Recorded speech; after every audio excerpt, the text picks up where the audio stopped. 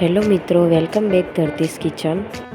આજે હું બનાવું છું મારી નાની બેબી માટે એકદમ સોફ્ટ, ટેસ્ટી અને હેલ્ધી એવા બીટરૂટ, કાચી કેરી, સૂજી અને છાશના ચીલા, જે નાના બાળકો અને મોટા બધાને બહુ ગમશે। તો ચાલો રેસીપી શરૂ કરીએ।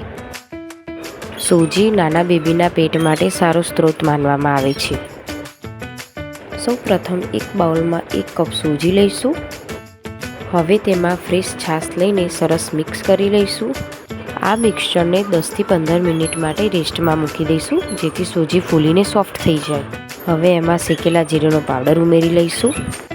હવે એમાં ખમણેલું બીટ ઉમેરી દઈશું અને થોડી ખમણેલી કાચી કેરી ઉમેરી દઈશું।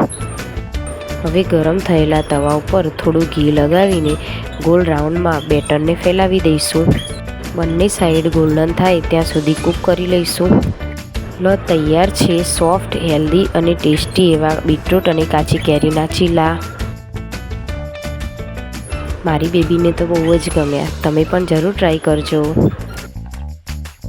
મારી બેબીને તો આ રેસીપી એટલી ગમી છે કે એ પણ ખાય છે અને એના પાપાને પણ ખુશી ખુશી ખવડાવે છે।